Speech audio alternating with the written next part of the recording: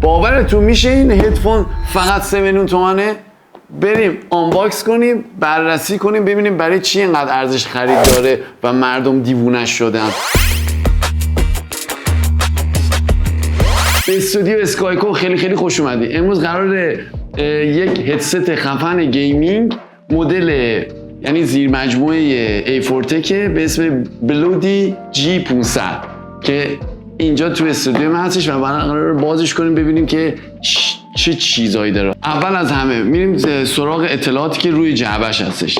پشت جعبه در مورد هدبند هدست گفته که از جنس چرم پد داره و قابل تنظیمه، از جنس استیله و قسمت اطراف گوشش هم پدش از چرم نرمه.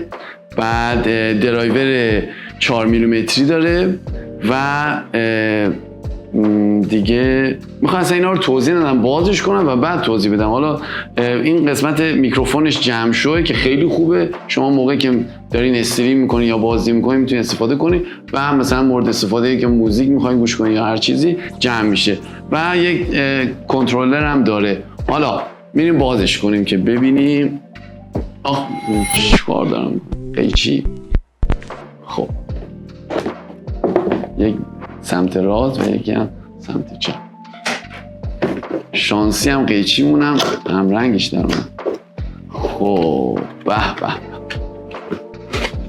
اول از همه چیزی که به چشم میاد لوگوی خود بلودی هستش، اون دسته که خیلی خفن اجرا شده. حالا ما این از تو جعبش همه چی شده رو بردم.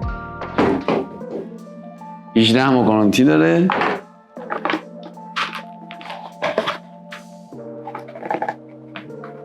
یه چیزی گذاشتن. آها چه قروفری. خب اینجا. خب ظاهر هدست بدک نیست، یعنی خوبم نیست، یعنی خوب نیست، ولی جنس نسبت به قیمتش خیلی خوبه و این که واقعا روی جوابش نوشته که این قسمت پد روی اطراف گوشش واقعا نرمه. الان من اینو بذارم رو گوشم، جدی واقعا نرمه و احساس خستگی نمی‌کنه و واقعا اطراف گوش رو گرفته. و اینو از رو گوشم بردارم. خب ظاهرش که این برچسباش ما بکنیم. خب رو خودش کابلش از جنس TPE که یعنی من در موردش که نگاه کرده بودم از جنس پلاستیک سخت و لاستیک نرمه که باعث میشه که این تو هم گره نخوره، یا مثل بعضی از هندزفری هستش که جمع میشه میرن داخل هم دیگه گره میکنن و سخت باز میشه. این به خاطر همین از جنس TPE استفاده شده که خیلی خوبه نسبت به قیمتش که اومده این جنس رو استفاده کرده که باعث میشه که مثلا طول عمر کابلتون بره بالا. و یک تبدیل 1:2 داره که بخواین شما این هدست رو به PC بخواین وصل کنین که بخواین از مثلا هم هدفونش و اون میکروفونش استفاده کنین.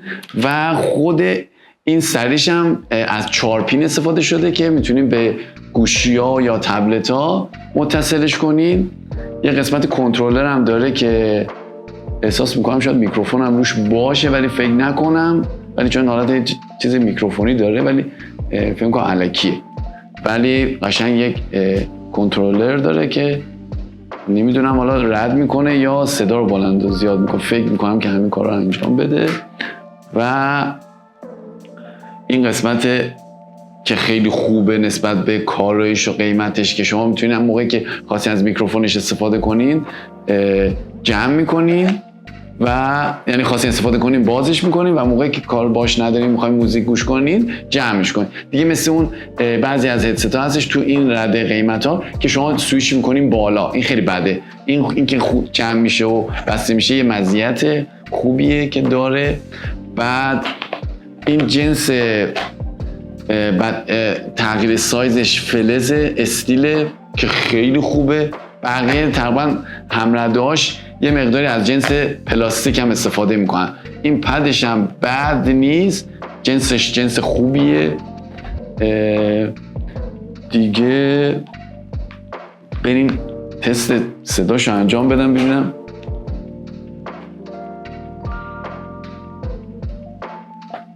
خب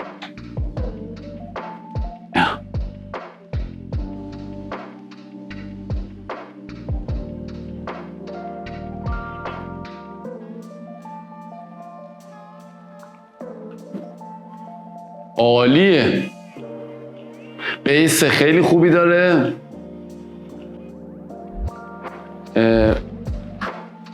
خیلی خوبه برای موزیک. مهم اینه که موقعی که شما صدا رو دارین زیاد میکنین، یعنی صدا رو براتون زیاد نمیکنه، یعنی اون بیسش رو نگه میداره. یعنی شما هر چقدر، من این افت کیفیت رو توش ندیدم، خیلی خوبه از نظر موزیک و حس خوبی رو بهتون میده. من که واقعا نسبت به قیمتش همچی صدای خروجی صدایی که میده عالیه.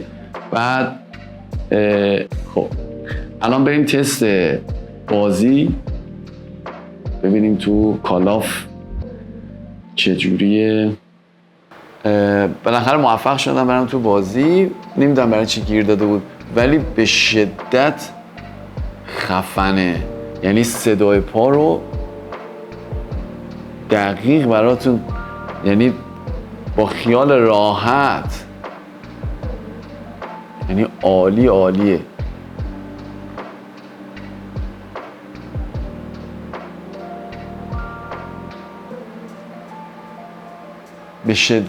صدای پا رو که براتون در میاره. یه چیز مهمی که من فراموش کردم بهتون بگم این که نویز کنسلینگش فعاله، یعنی این تکنولوژی رو داره و همیشه فعاله روش. یعنی نیازی نیستش که شما غیر فعال کنید، چون اصلا کلا اینو داره.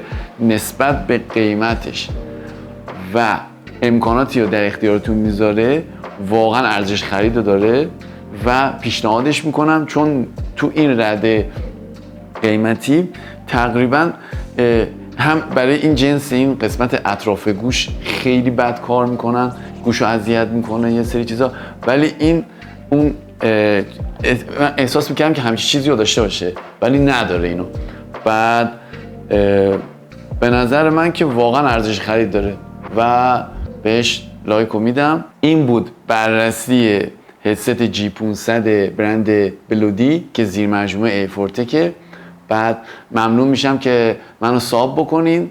اگه چیزی هم فراموش کردم در مورد این هدست بگم، ممنون میشم کامنت بذارین، چون این کاری که انجام میدیم باعث دلگرمی میشه برای من که بتونم کلیپ‌ها بهتری براتون تولید بکنم و آنباکس بهتری رو داشته باشم و اون نقصیایی که اگه تو گفتار هستش یا در مورد هدست هستش یا هر چیز آنباکسی که میکنم و اگه شما کامنت بذارین باز میتونم برطرف بکنم تو ویدیوهای بعدی و تمام. ممنون میشم. فعلا